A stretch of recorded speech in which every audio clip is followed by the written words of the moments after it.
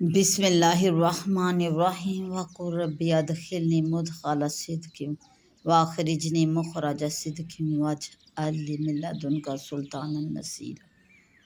اور آپ یوں دعا کیجئے کہ اے رب مجھے ایسی جگہ میں داخل کیجئے جو خوبی کی جگہ ہو اور مجھے خوبی کے ساتھ نکالیے، اور میرے لیے اپنے پاس سے ایسا غلبہ عطا فرمائیے جس کے ساتھ مدد ہو۔ قرآن پاک اللہ جل شانہ نے مومنین کے لیے شفا بنایا ہے، رحمت کیا ہے اس کو، اور اس سے ظالموں کے نقصان میں بھی اضافہ ہوتا ہے۔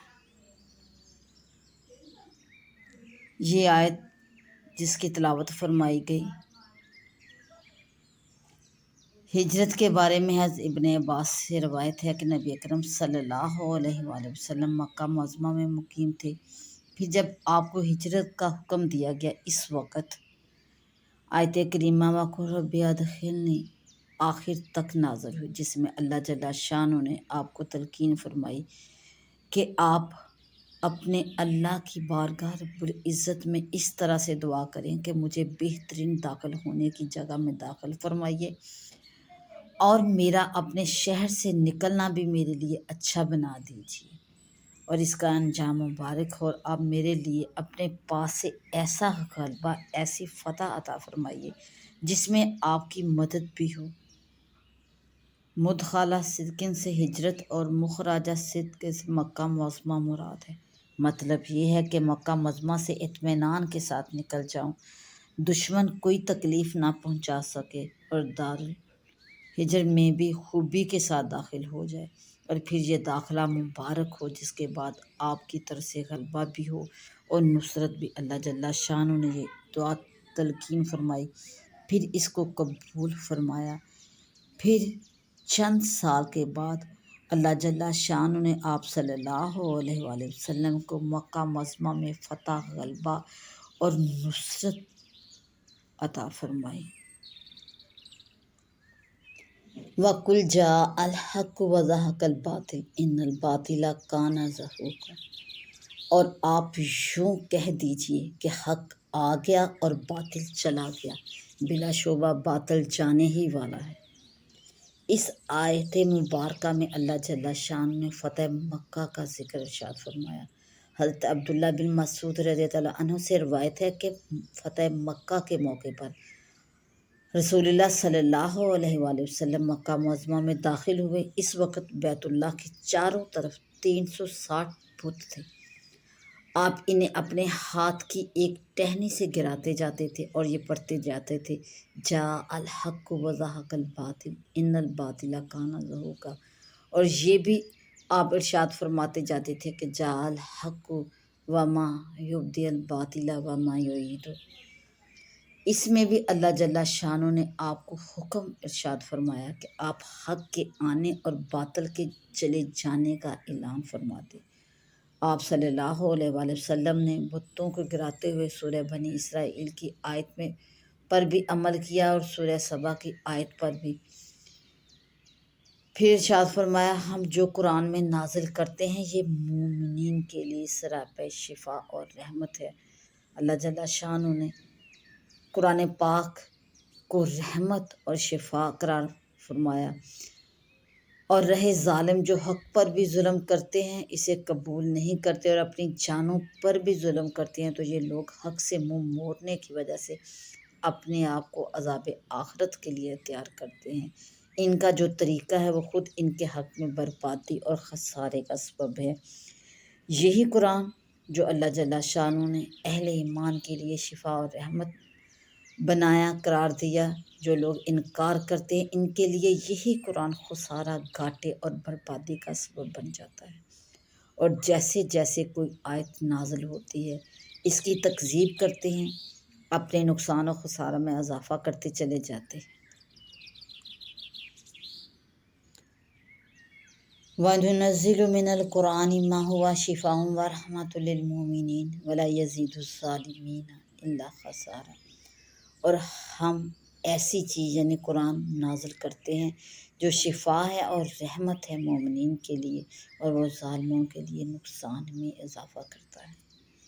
وَإِذَا أَنْعَمْنَا عَلَى الْإِنسَانِ أَعْرَضَ وَنَأَىٰ بِجَانِبِهِ وَإِذَا مَسَّهُ الشَّرُّ كَانَ يَئُوسًا، اور جب ہم انسان پر انعام کرتے ہیں وہ اعراض کر لیتا ہے اور رخ بدل کر دور ہو جاتا ہے، اور جب اسے تکلیف پہنچ جائے تو نا امید ہو جاتا ہے۔ اس آیت مبارکہ میں اللہ جل شانہ نے انسان کی ناشکری کے مزاج کا تذکرہ ارشاد فرمایا، اور وہ یہ کہ ہم جب اس پر انعام فرماتے ہیں اور نعمت عطا کرتے ہیں تو وہ اعراض کرتا ہے، منہ موڑتا ہے، رخ پھیرتا ہے، اور اعراض بھی تھوڑا سا نہیں خوب زیادہ اعراض کرتا ہے، اور وہ یہ کہ رخ پھیر کر دوسری طرف مڑ جاتا ہے۔ یہ تو اس کی حالت اس وقت ہوتی ہے جب اس کو نعمت مل جائے، اور جب اسے کوئی تکلیف پہنچ جائے تو بس نا امید ہو کر رہ جاتا ہے۔ اور سورہ ہود میں اللہ جل شانہ نے ارشاد فرمایا کہ اگر ہم انسان کو اپنی مہربانی کا مزہ چکھا کر اسے چھین لیتے ہیں تو وہ نا امید اور ناشکرا ہو جاتا ہے، اور اگر اس کو کسی تکلیف کے بعد جو کہ اس پر واقع ہوئی ہو کسی نعمت کا مزہ چکھا دیں تو کہنے لگتا ہے کہ میرا سب دکھ درد رخصت ہوا، وہ اترانے لگتا ہے، شیخی بگاڑنے لگتا ہے۔ مگر جو لوگ مستقل مزاج ہیں اور نیک کام کرتے ہیں وہ ایسے نہیں ہوتے، ایسے لوگوں کے لیے بڑی مغفرت ہے اور بڑا اجر ہے اللہ جل شانہ کی طرف۔ کل یعمل علی شاکلاتہ فربکم اعلم بمن هو اہدی سبیلا، اور آپ فرما دیجئے کہ ہر شخص اپنے طریقے پر کام میں لگا ہوا ہے، سو تمہارا رب خوب جانتا ہے جو زیادہ ٹھیک راستے پر ہے۔ اس آیت مبارکہ میں اللہ جل شانہ نے ارشاد فرمایا کہ آپ فرما دیجئے کہ ہر شخص اپنے طریقے پر کام میں لگا ہوا ہے۔ لفظ شاکلاتہ کا ترجمہ کئی طرح سے کیا گیا ہے،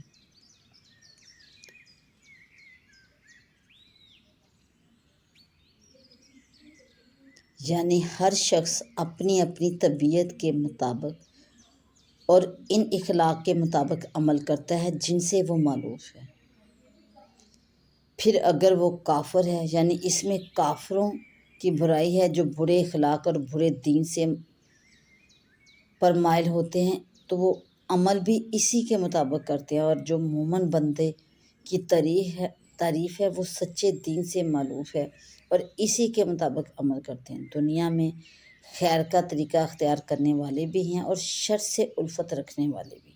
آخرت میں اپنا اپنا عمل ہر ایک کے سامنے آ جائے گا۔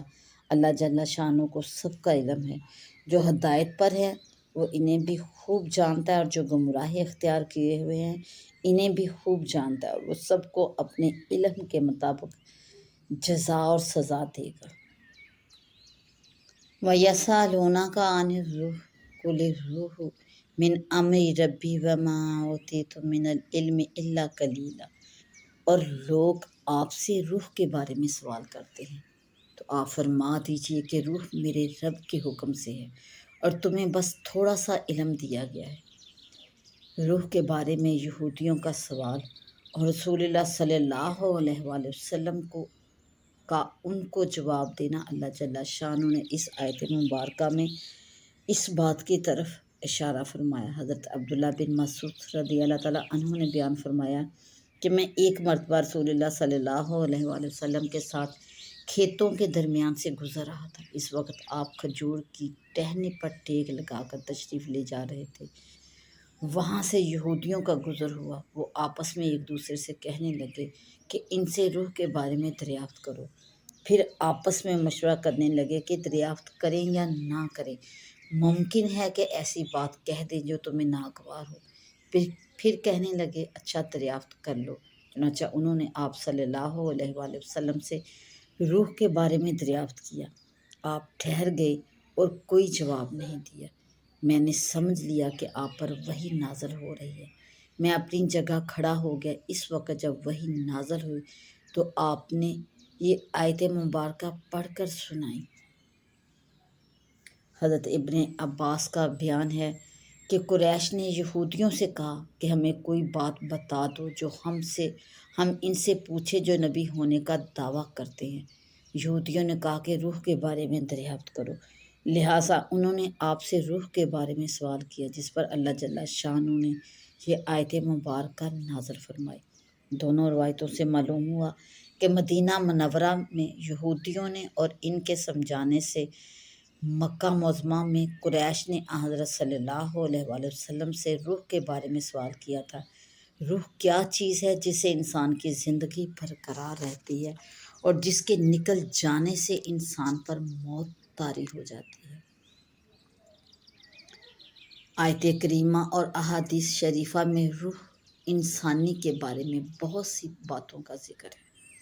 عالم ارواح میں روحوں کا جمع ہونا، وہاں تعارف ہونا، حضرت آدم علیہ السلام کا پتلا تیار ہو جانے کے بعد اس میں روح کا پھونکا جانا، پھر بطن مادہ میں ہر انسان میں روح پھونکا جانا اور اسی روح کے ذریعے زندہ رہنا، پھر موت کے وقت اس روح کا نکل جانا، حضرت ملک الموت کا روح کو قبض کرنا، پھر ان کے ہاتھ سے لے کر فرشتوں کا آسمانوں کی طرف جانا، پھر قبر میں روح کا لٹایا جانا اور سوال و جواب ہونا، اور دنیا سے جانے والی روح کا پہلے سے برزخ میں پہنچی ہوئی روحوں کے پاس جمع ہونا اور قبر میں آرام یا عذاب میں رہنا، پھر سر پھونکے جانے پر روحوں کا جسموں میں داخل ہونا۔ یہ ایسی چیزیں ہیں جنہیں اہل ایمان جانتے ہیں اور مانتے ہیں۔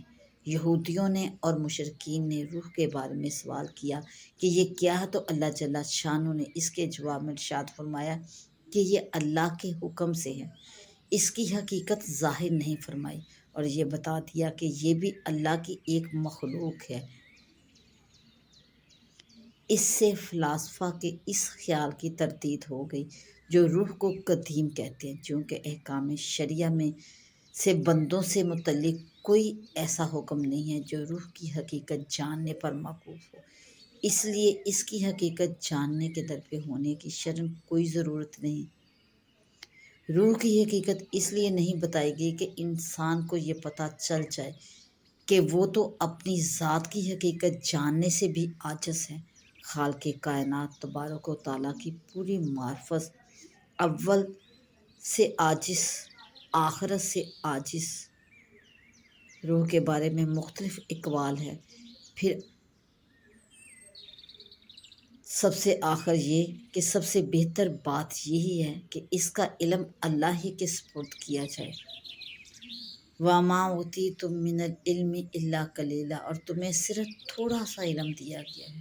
یہ خطاب سارے انسانوں کو ہے، جن کے عموم میں سوال کرنے والے یعنی یہود بھی آ گئے۔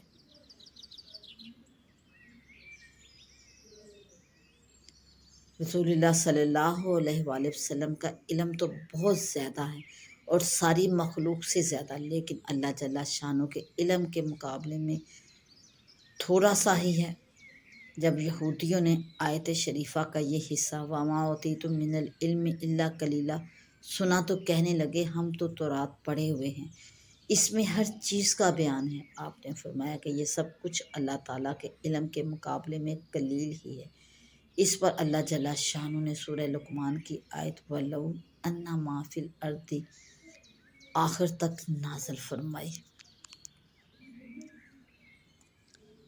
وَلَئِن شِئْنَا لَنَذْهَبَنَّ بِالَّذِي أَوْحَيْنَا إِلَيْكَ ثُمَّ لَا تَجِدُ لَكَ بِهِ عَلَيْنَا وَكِيلًا، اور اگر ہم چاہیں تو جس قدر آپ پر وحی بھیجی ہے اسے سلب کر لیں، پھر آپ ہمارے مقابلے میں اپنے لیے اس بارے میں کوئی حمایتی نہ پائیں گے۔ إِلَّا رَحْمَةً مِّن رَّبِّكَ إِنَّ فَضْلَهُ كَانَ عَلَيْكَ كَبِيرًا، مگر یہ کہ رب کی طرف سے رحمت ہو جائے، بلا شبہ آپ پر اس کا بڑا فضل ہے۔ قُل لَّئِنِ اجْتَمَعَتِ الْإِنسُ وَالْجِنُّ عَلَىٰ أَن يَأْتُوا بِمِثْلِ هَٰذَا الْقُرْآنِ لَا يَأْتُونَ بِمِثْلِهِ وَلَوْ كَانَ بَعْضُهُمْ لِبَعْضٍ ظَهِيرًا۔ آپ فرما دیجئے کہ اگر تمام انسان اور جن سب اس کے لیے جمع ہو جائے کہ اس قرآن جیسا بنا کر لائیں تو اس جیسا نہیں لا سکیں گے، اگرچہ آپس میں ایک دوسرے کے لیے مددگار بن جائیں۔ اگر تمام انسان اور جنات بھی جمع ہو جائیں تو قرآن جیسی کوئی چیز بنا کر نہیں لا سکتے۔ اللہ جل شانہ نے اس آیت مبارکہ میں اس بات کی طرف اشارہ فرما دیا اور یہ بات واضح فرما دی پہلی آیت میں اللہ جل شانہ نے اپنے نبی محمد مصطفیٰ صلی اللہ علیہ وآلہ وسلم پر اپنے کرم و انعام کا اظہار فرمایا کہ یہ جو وحی ہم نے آپ کے پاس بھیجی ہے اپنی قدرت اور اختیار سے بھیجی ہے، اور آپ کے پاس اس کا باقی رہنا بھی ہماری قدرت سے ہے۔ ہم اگر چاہیں تو اسے سلب کر لیں، یعنی آپ کو بلا دیں۔ جیسے ہمیں وحی بھیجنے پر قدرت ہے، ایسے ہی بلا دینے پر بھی قدرت ہے۔ اگر ہم آپ کو بلا دیں تو اس کے واپس لانے کے لیے ہمارے مقابلے میں کوئی آپ کا حمایت کرنے والا نہ ملے گا۔ ہاں، اگر اللہ اپنی رحمت سے پھر واپس فرما دے یا سرے سے واپس ہی نہ لے تو یہ اس کا فضل اور انعام ہے۔ بلا شبہ آپ پر اس کا بڑا فضل ہے۔ آپ کو سید الخلائق بنایا، مقام محمود عطا فرمایا۔ کتاب کا معجزہ بھی اللہ جل شانہ کی طرف سے آپ کو عطا فرمایا گیا، جو کلام اللہ بھی ہے اور کتاب اللہ بھی۔ آپ کو آخر الانبیاء بنایا، رہتی دنیا تک آپ کی شریعت باقی رکھی ہے۔ بے شمار علوم عطا فرمائے، بہت بڑی امت عطا فرمائی۔ آپ کی اتنی زیادہ فضیلتیں جو مخلوق کے شمار سے باہر ہیں۔ سورہ نساء میں ارشاد فرمایا وَأَنزَلَ اللَّهُ عَلَيْكَ الْكِتَابَ وَالْحِكْمَةَ، اور اللہ نے آپ پر کتاب اور حکمت نازل فرمائی اور آپ کو وہ علوم عطا فرمائے جو آپ نہیں جانتے تھے، اور آپ پر اللہ کا بڑا فضل ہے۔ اس کے بعد ارشاد فرمایا کُلًّا اجْتَمَعَتِ الْإِنسُ وَالْجِنُّ، کہ اس میں قرآن مجید کا اعجاز ہونا بیان فرمایا گیا اور فرمایا کہ سارے انسان اور سارے جنات آپس میں مل کر ایک دوسرے کے مددگار بن کر اگر یہ کوشش کریں کہ قرآن جیسی کوئی چیز بنا کر لے آئیں تو ہرگز نہیں لا سکیں گے۔ قرآن مجید معجزہ ہے اور سراپا معجزہ ہے۔ اس کی تالیف نظم میں بلاغت کا وہ کام ہے جس کا مقابلہ کوئی نہیں کر سکتا۔ قرآن کے عہد اول سے تمام فصحاء اور بلغاء کو یہ چیلنج ہے کہ اس جیسی ایک صورت بنا کر لے آؤ، مگر آج تک عاجز ہیں اور عاجز رہیں گے۔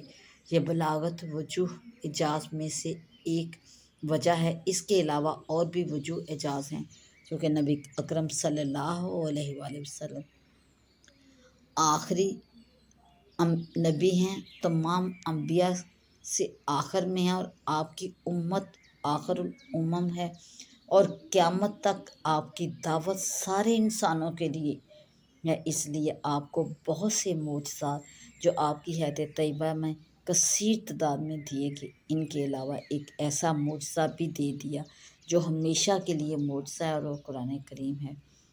قرآن حکیم کے طرز بیان کے بارے میں اللہ جل شانہ نے ارشاد فرمایا کہ ہم نے قرآن میں ہر قسم کے عمدہ مضامین مختلف طریقوں سے بیان کیے ہیں۔ اس میں عبرتیں بھی ہیں، مواعظ بھی ہے، احکام بھی ہیں، وعدے بھی ہیں، وعیدیں بھی ہیں، قصص بھی ہیں، ترغیب بھی ہے، ترہیب بھی ہے، امر بھی ہیں، نواہی بھی ہیں، معاشرت کا طریقہ بھی بیان فرمایا گیا، اخلاق و آداب کا بھی بیان ہے، ماں بعد موت کی خبریں بھی ہیں، حشر و نشر کی تفصیلات بھی، اور مضامین کو بار بار دہرایا گیا۔ لیکن اس سب کے باوجود اکثر لوگ اس کے انکاری ہیں، اس کے انکار پر بھی تلے ہوئے ہیں۔ وَلَقَدْ صَرَّفْنَا لِلنَّاسِ فِي هَذَا الْقُرْآنِ مِنْ كُلِّ مَثَلٍ فَأَبَى أَكْثَرُ النَّاسِ إِلَّا كُفُورًا، اور البتہ ہم نے لوگوں کے لیے اس قرآن میں ہر قسم کے اچھے مضامین طرح طرح سے بیان فرمائے ہیں، پھر اکثر لوگوں نے اس کے ماننے سے انکار ہی کیا ہے۔